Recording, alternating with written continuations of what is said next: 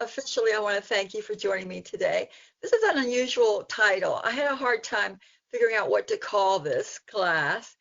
And of course, social distancing is on my mind all the time, that 6 feet away thing. And I thought to myself, well, we can't have meetings anymore because we have to be 6 feet away.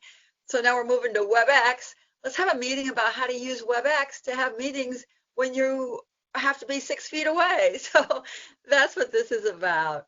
It's about how to take your in-person meetings to the cloud. So I want to say up front, this is not going to be a class on how to teach you to use WebEx meetings. If you thought it was, that's okay because we have classes that you can take to learn that. Matter of fact, in chat, I've got the chat panel open. I just put in the URL to the website where you can register for those classes. There's also recordings there too. So if you are in the wrong session, again, this is not going to teach you how to use WebEx. It's going to be more on how to use it properly to conduct your meetings that you normally would have. So specifically, our agenda is going to give you some tips to make your virtual meetings just as productive as your in-person meetings, if not more so, from beginning to end. So specifically, we'll talk about how to manage your meetings with things like proper introductions and making sure everyone in your meeting not only has a seat at the table, but a voice at the table too. And how to encourage brainstorming through the use of whiteboarding techniques and ways to be able to gain a quick consensus if you're trying to come up with, a resolution quickly. And then at the end of the meeting, what's the best way to close? How do you distribute action items? Those kinds of things. So that's where we're headed. We are actually going to use a lot of tools today. So I had mentioned to you that chat is an area that I just put in the URL. If you are brand new to WebEx meetings, the chat panel is over to your right. And in there, you'll see things I write, things other people write. So feel free to use it. If you have questions, or even better, make a comment through chat. The other thing we're going to be using are annotation tools. So you'll notice I'm moving my arrow around the screen because I have them, and so do you. So if you haven't used them before, you're going to look for this button. And the only way to find it is just to wiggle your mouse around the screen. Hi, Alexander from Texas. Now, once you see that toolbar with that little squiggly worm, push it. And what will happen next is to the left, it docks a black bar. Those are your annotation tools. So for example, I'm pointing now with that first button. If you wanted to write, the 2-letter T's gives you a text tool. You can draw lines and squares and freestyle writing, change your color, erase. So try it here in this empty box. Try fooling around, write something, draw something. Lori and Bonnie are pointing away. Isabel saying, there I am. I'm green. There's a line. I bet you Lori drew that line. Hello world, I'm here. There's another line. Oh, Jean Marie drew that, or wrote that. Good job. Another hello, a square, a line.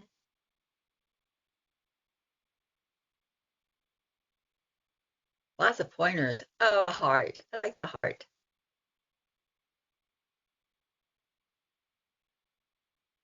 You can't do it, Angeli? Can you find the toolbar? You see that black toolbar? Do you have that?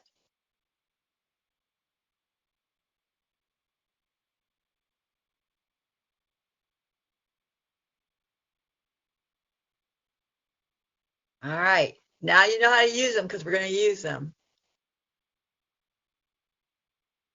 The tools we are using now, you have. They're not specific to this version. They've been around for 20 years. Julia, if you don't have a black toolbar, wiggle your mouse a little bit on the screen. You'll see a little gray bar. Push that button. That looks like a little squiggly worm. You'll get the black toolbar.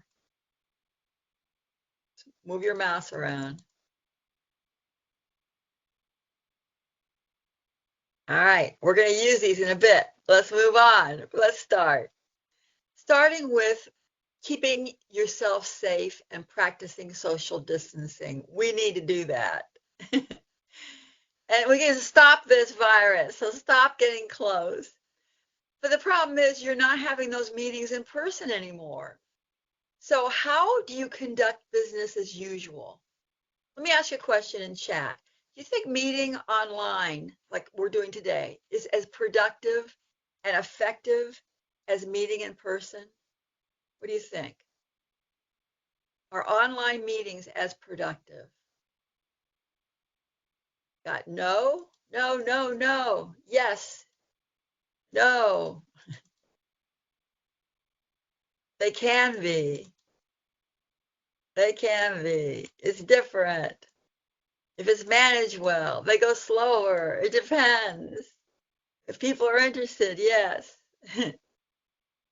It's all those things. You're right. There's no right or wrong answer. It's all of that. It depends. Sometimes they're not. Sometimes they are. Sometimes people are talking over each other. It just depends. It depends. Now, what I've seen happen more than once is it seems like nobody wants to be there. You know, when you get invited to an online meeting, I think the first thing that goes through people's minds is, oh, good, I can multitask. Because it's easy for one or two people just to monopolize the conversation, and then everybody else just hides out and multitask. Or they think, well, my voice doesn't matter anyway, so go ahead without the meeting. I'm listening. When people start doing that, especially if they start dropping off early, or here's a telltale way that people are disengaged. You ask a question and nobody answers. You know something's wrong. There's got to be trust and a bond in a meeting. So you're promoting collaboration and not disengagement. You can't just have a meeting and assume that people are going to all be engaged. You have to build a bond, and there's got to be like a trust. And that doesn't come easily when you're not in person. You know, in person, when you're building a bond and there's trust, it just happens. You're sitting there right next to a person. You get to talking about them, you know, you meet them. So let me ask you, why do you think building that trust and forming those relationships is harder virtually? And you know how to use the text tool.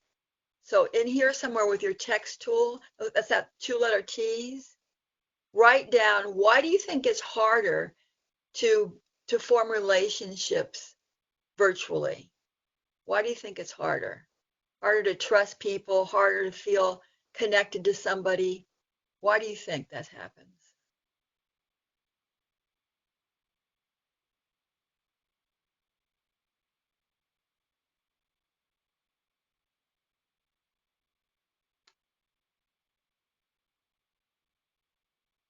Yeah, it's harder. Why is it harder? Yeah, you can't see them. People don't use their video. The communication is more difficult. There's no body language, so you can't tell if they understand or not. You can't shake hands. There's no human contact. So that helps increase it quite a bit. People are less visible.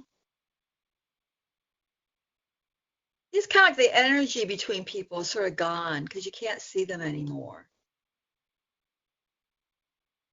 You're right.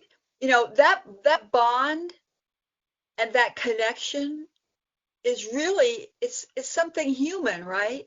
It's a human and emotional connection. And the only way to accomplish that is at the very start of your meeting, set the stage. Because I think what happens is this is kind of cute. It's like visiting a dark restaurant without guidance. I kind of like that. It's like visiting a dark room. You don't know what people are thinking. There's no human emotional contact. So in the very beginning of your meeting, one of the best practices I think to create that trust and intimacy, and some of you wrote it on there, is through video. You know, the whole feel and etiquette of your meeting will change if people use video. Because first of all, people don't talk over each other because they can see your mouth stopping, to move. People see you. So any sense of distance is really gone. There's not that out of sight, out of mind feeling anymore. As a matter of fact, statistics show that in an hour's meeting, if you use video, it can end 17 minutes earlier if you use video, because you can read between the lines and you can see those nonverbal cues. And people will be less likely to zone out and multitask because they can see you doing that.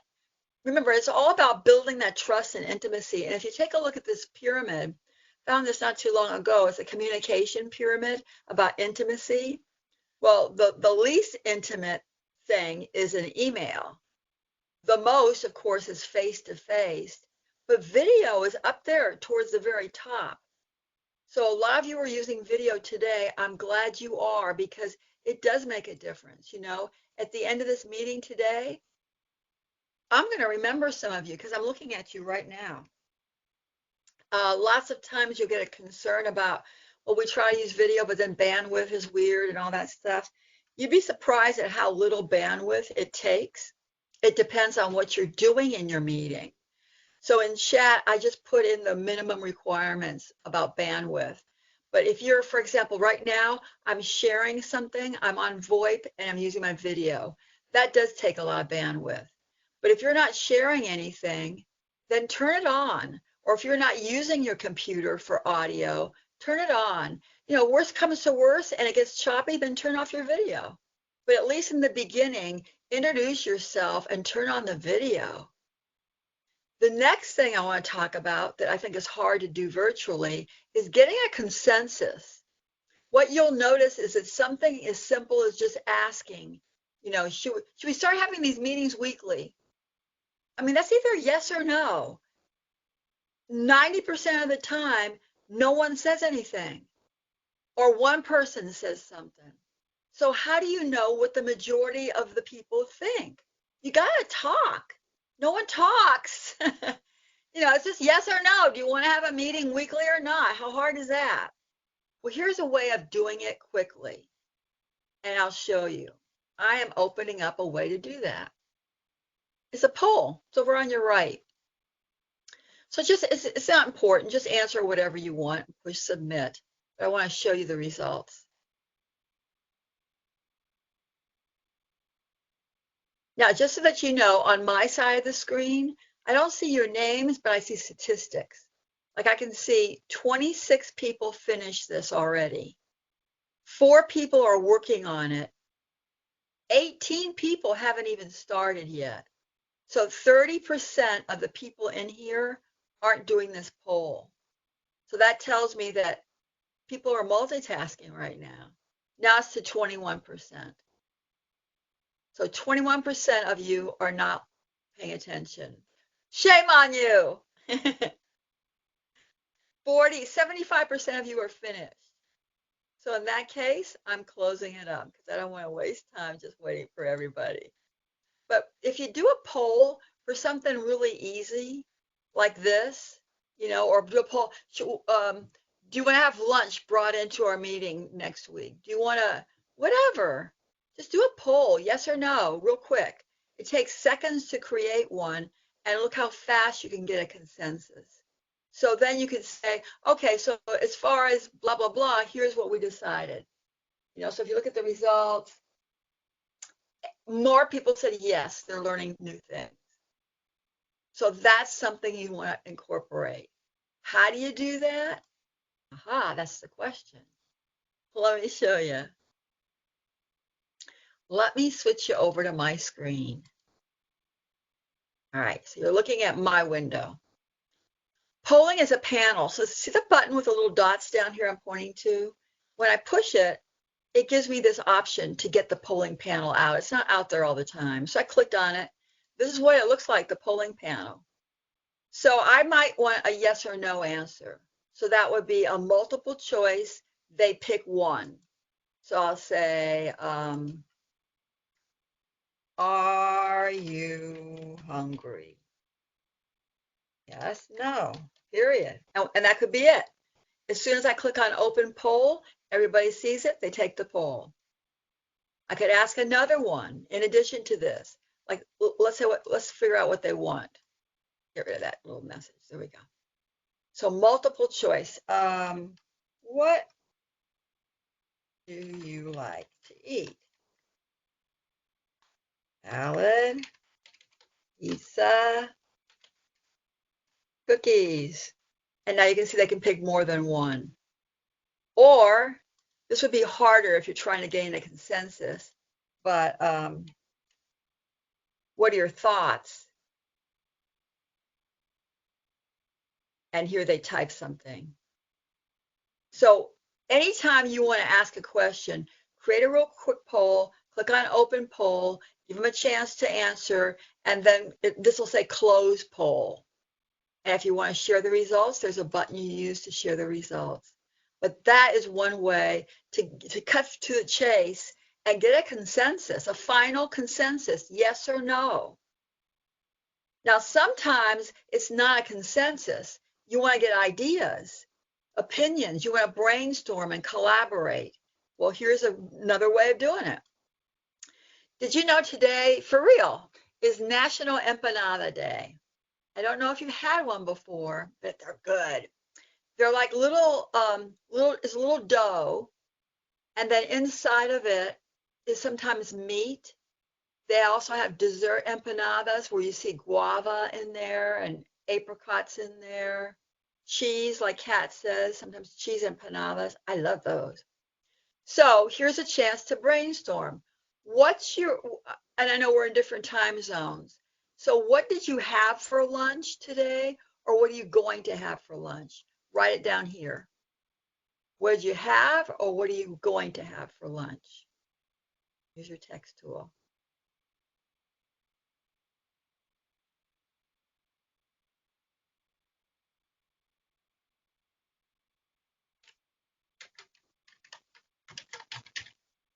Salad. Birthday cake. What? I want that. What kind of birthday cake? Tell me all.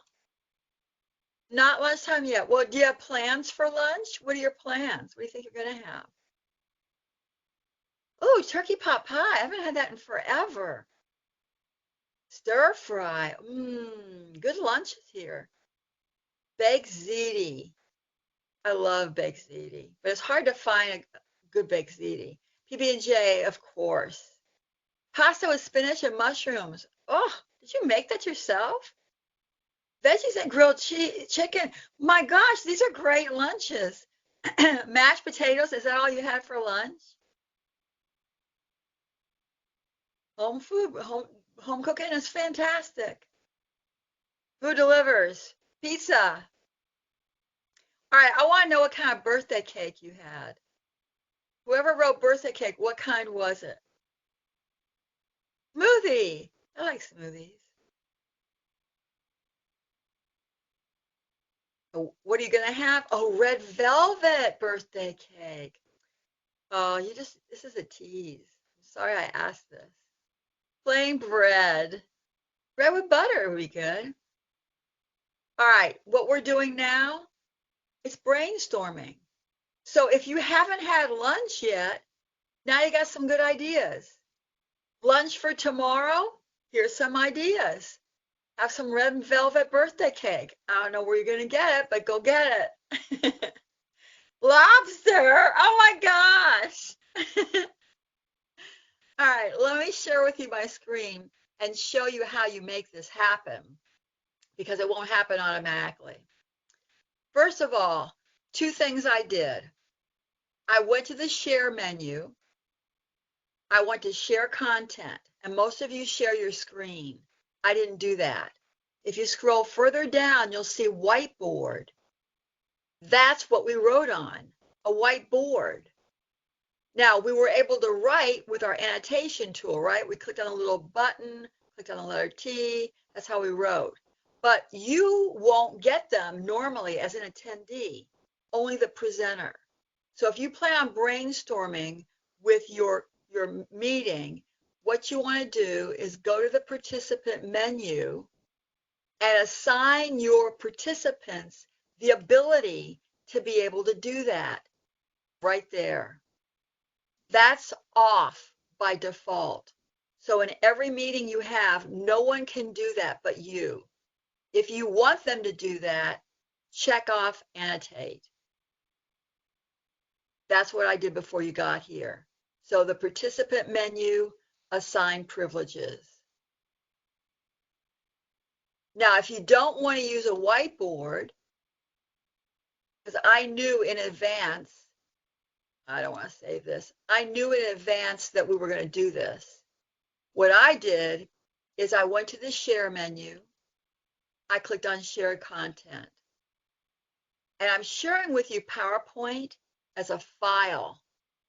There it is right there. It's a PowerPoint file. That brings it here to this view that we're in now. So I'm not sharing my desktop.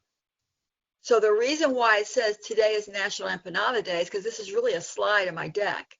I just put in a title and left it blank.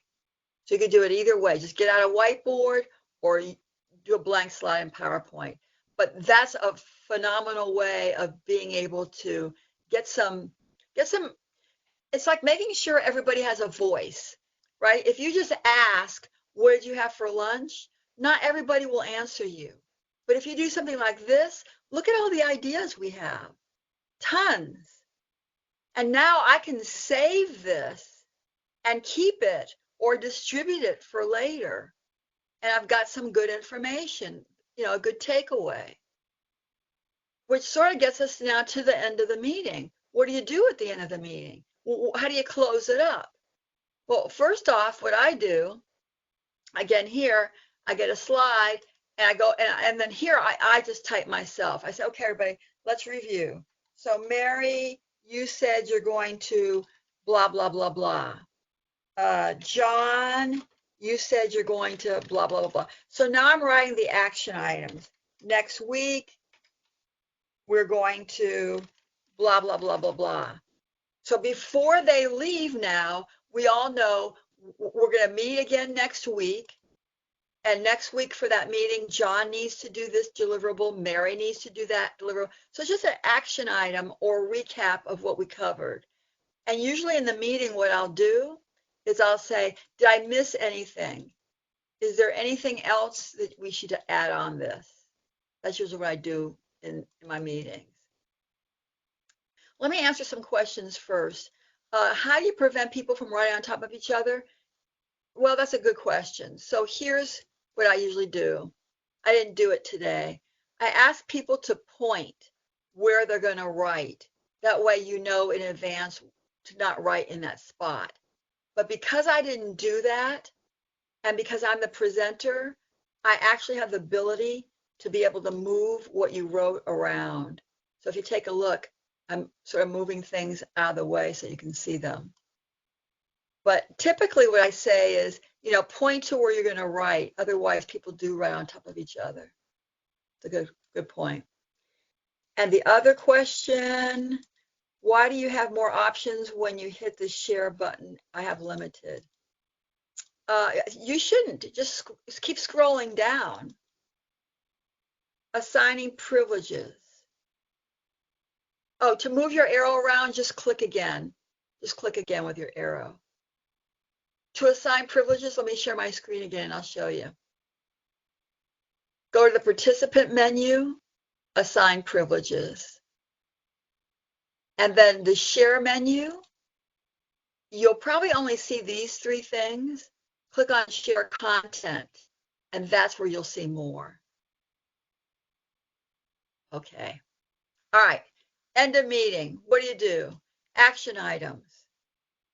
I just say, are we done? Is there anything else? Did I forget anything? That sort of thing. As far as polling goes, I got a question about doing it in advance. If you want to do a poll in advance, just get in there a little bit early and write the questions down before people get there. Like I've been here for 10 minutes before we started. All right, so let's say that I wrote down the action items and I also want to give you the deck. Well, usually then after the meeting, you have to email everybody. Here are the notes from the meeting. Here's the deck from the meeting. You don't have to do that here. Before they leave, do this. Watch what happens. A window just popped up for you. Don't close it. It's a file transfer window. Now, if you take a look at it, in it, I'm actually putting things. I'm going to show you in a second how I'm doing this. I'm actually putting things. This is the PowerPoint deck. If you want it, click on the name of it and then click on download if you want it. And that's how I give things to people. So if it's the deck they want, if it's whatever they want, give it to them this way. And if you are downloading it, if you take a look at the file name, the status column will say available when it's done. And if you're looking for the polling option, you won't see it because you have to be the host of the meeting or the presenter of the meeting.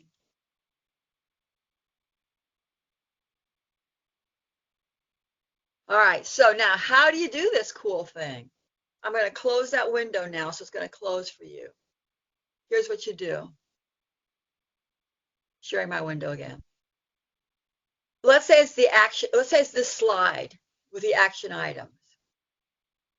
If you go to the file menu as the presenter and click on Save as Document, you can save the whole deck as kind of like a PDF file. It's called a UCF file. That's how you save it. So if you want to distribute it to your audience, save it. Or if they want the PowerPoint presentation, you already have it. Then to open up that file transfer window, go to the File menu and click on Transfer. And click on Share File to get the file for them.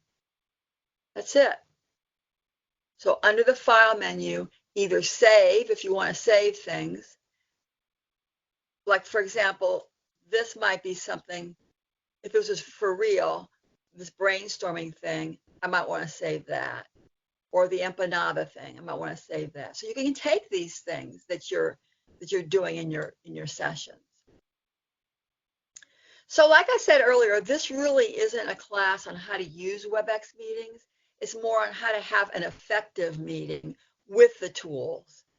One of the things you can do virtually that you can't do in person easily is record, which is what I love. So what you could do is in the very beginning, turn on the recorder, and it's just a little button at the bottom that you'll have as a presenter, and then push it again when you're done. And in your WebEx, you'll find the recording that you can distribute, which is awesome because now anybody that missed the meeting, you could say, you know, we're meeting again next week. So before you join, make sure you watch the recording from last week.